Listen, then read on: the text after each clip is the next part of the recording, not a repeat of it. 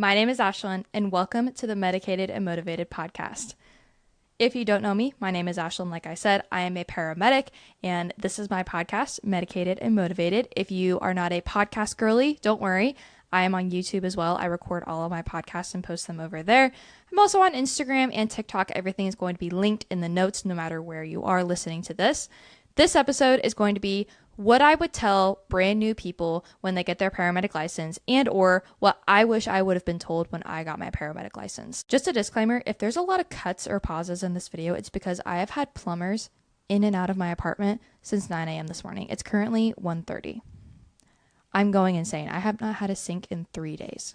Okay, so the inspiration for this podcast came from a couple different things. The first thing is I had a capstone student this summer, and it was my very first time actually mentoring a student outside of a classroom.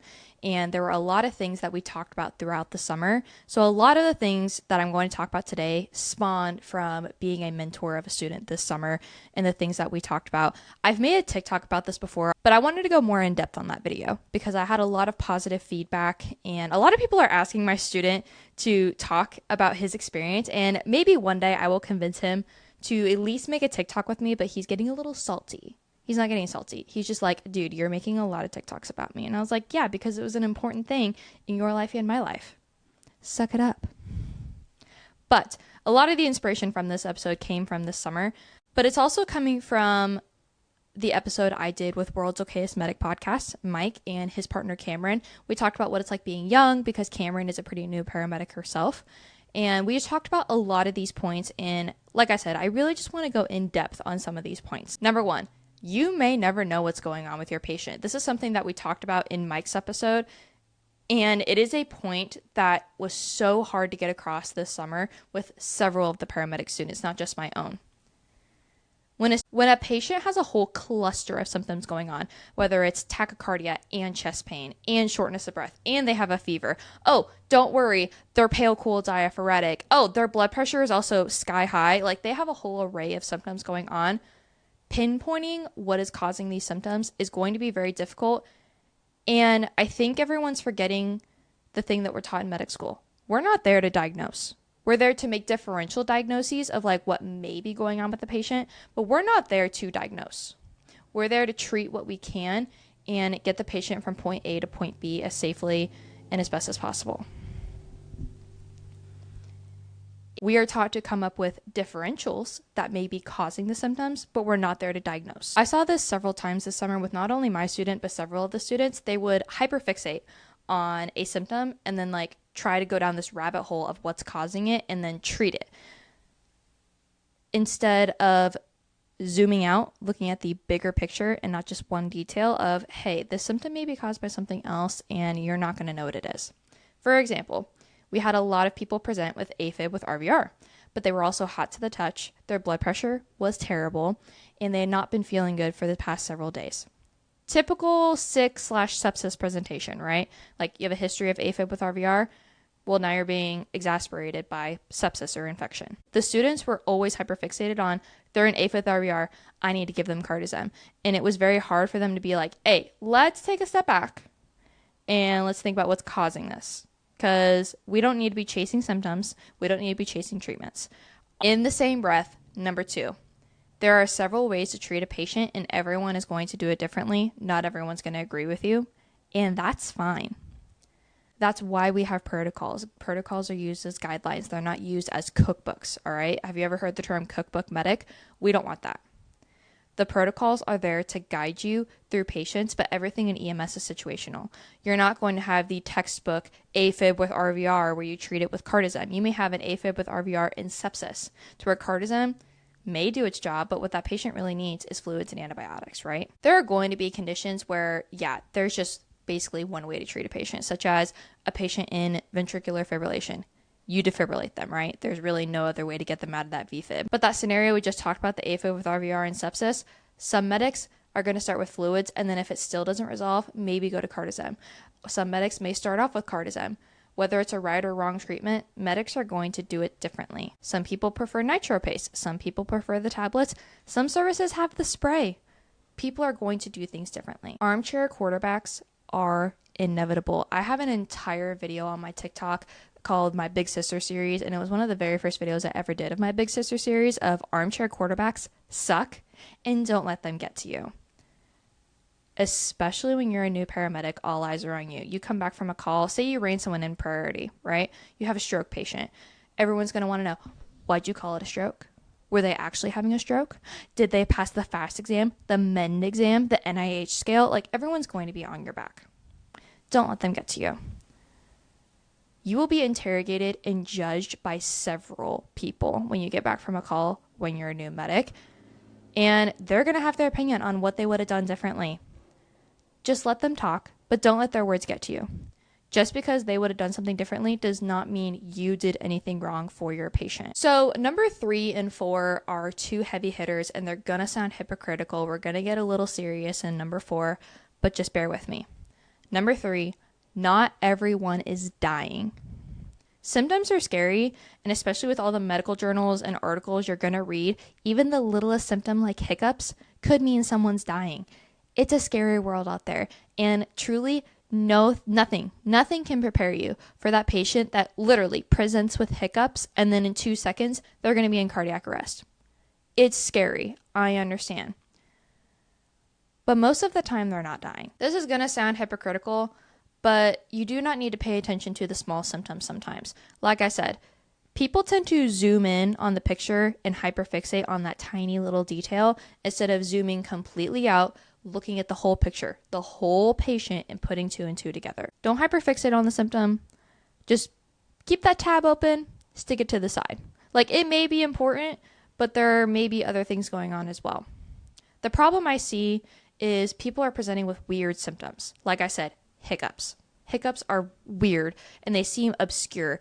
And the only reason hiccups are staying in my mind is because the pre-hospitalist posted like 1 or 2 weeks ago about hiccups being a symptom of an aortic dissection. And I'm like, I literally private messaged her and I was like, can we be safe? Is there any symptom that is safe out there? And she said, no, they're not. Isn't that assuring? We love it out here. It's a scary world, all right? But anyway, people see a weird symptom or they see one that just doesn't make sense. And then they're freaking out thinking, oh my God, this patient is dying. Don't stay zoomed in. Just don't. Look at the whole patient in itself, okay? The details are fantastic, but when you put them all together, that's when you see the whole picture. Now here's where I get hypocritical. In the same breath, number 4, people are going to die, and sometimes you can't stop it. Death happens. Sometimes before we even get there, and sometimes the patient dies in front of us. There are going to be patients that you cannot prevent them from dying. They are so far rolling down the hill that you cannot stop them. And oftentimes, those are the people that do go into cardiac arrest in front of us, or they go into cardiac arrest while they're on the 911 call. Several times we have seen lately people call 911 for, say, shortness of breath. And it's those chronic COPD patients that have waited until the last minute to call 911. They have tried absolutely everything. And those are the scariest patients that call 911 because oftentimes fire gets there and they're already in cardiac arrest. And then we get there and they're working a code. It's going to happen. You cannot prevent it sometimes. Sometimes you truly don't understand why someone passes in front of you, why someone goes into cardiac arrest just like that. They were talking to you, and then the next minute, they're unresponsive. It sucks. It's terrible. And coming to terms of you may not know why they went into cardiac arrest will help you in the long run. You train in school over and over and over again on what to do when someone goes into cardiac arrest, either before you get there or after you get there, or what are the steps you could have taken to prevent the cardiac arrest. But what I notice sometimes they don't tell you in school is they're going to go into cardiac arrest no matter what treatments you do. They are just that sick or that injured. I'm going to tell the quick story of the first time a patient went into cardiac arrest in front of me because it does pertain to this. I still don't know why he went into cardiac arrest. I can only assume it was respiratory in nature, but truly I will never know. We got called for a middle-aged man having shortness of breath, and shortness of breath was like an understatement. When I walked in, this man was in the true hypoxic craze. He was pale, cold, diaphoretic. He is freaking out. He's grabbing at stuff. He's only in his underwear because he's ripped off his shirt. He's ripped off his pants. We tried to get him to sit on the cot, and he is just like pacing back and forth. He is leaning over the cot in like a tripod position, just yelling at us like, help me, I can't breathe. We tried putting an armor breather on him, rips off the mask. CPAP, rips off the mask. So finally, and this guy's not small. This guy's very large. It took the entire engine crew, me and my partner, just getting him on the cot to the truck. But by the time we got to the truck, I could tell his body was giving out. Like, he had worked so hard to fight us, and now his body is done. So we finally get him on the CPAP. Thank God. Did not last long, though, because as soon as we started transport, he goes into cardiac arrest. Like, almost instantly goes into cardiac arrest. And we work the cardiac arrest, and we don't get him back, sadly. But it's still to this day, like, did this man have a PE? Did he have flash pulmonary edema? Did he have just super bad pneumonia that had gotten to the point where he's tired? I will never know. But I remember that call beat me up for a very, very, very long time, because I feel like I did not do enough to prevent him from going into cardiac arrest. But ultimately, when he called 911, he was so far down the road. He was rolling down that hill. He was not walking. He was not jogging. He was not skipping. The man was tumbling over the hill when he called 911. And even if we would have gotten him maybe on CPAP faster, it would not have mattered, because he was so far down the hypoxic craze that his mind was just not there. His oxygen was not there, and his CO2 was probably crazy as well. So the moral of the story is, people are going to go into cardiac arrest. They're going to die. You may never know why, and there's sometimes no way we can prevent it. We call ourselves heroes and lifesavers and all this. Truthfully, the matter of the fact is, people are going to die. And accepting it now is going to make your life a lot easier. It's not going to help that first time somebody goes into cardiac arrest in front of you. You're going to feel all of the emotions. You're going to be hard on yourself. But preparing that thought process now will help you process it later on in the future. Enough of that. Let's move on. The last thing I want to talk about is, all that truly matters is your patient.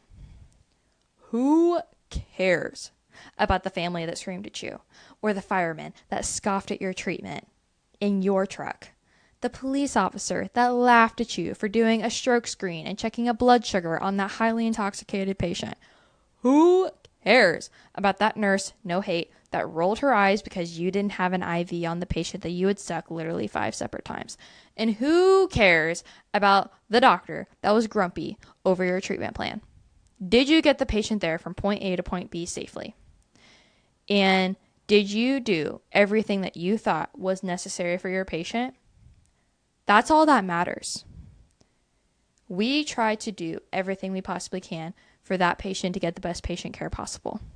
And it is such a hard one to swallow. And I still tell myself this on the daily. Even just the other day, I brought in a patient and I had stuck her about 3 times. Her blood pressure was through the roof.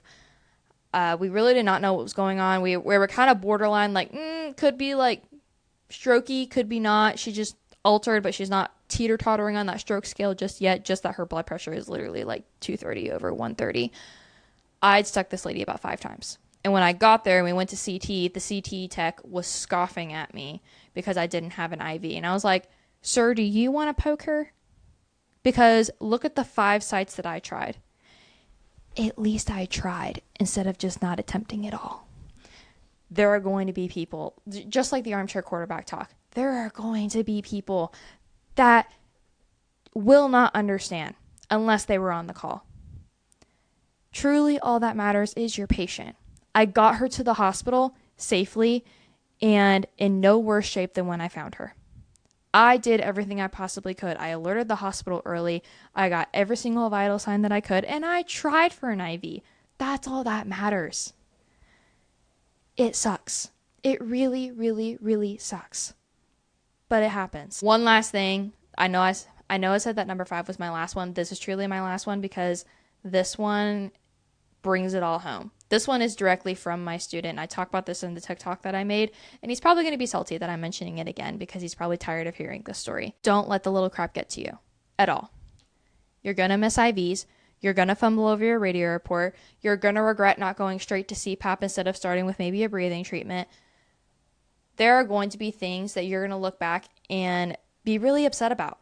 My student had a horrible time with IVs this summer. We just had crappy patients, whether they were obese, they were significant trauma patients, they were super, super sick patients with literally no blood pressure, so their vasculature was absolutely terrible.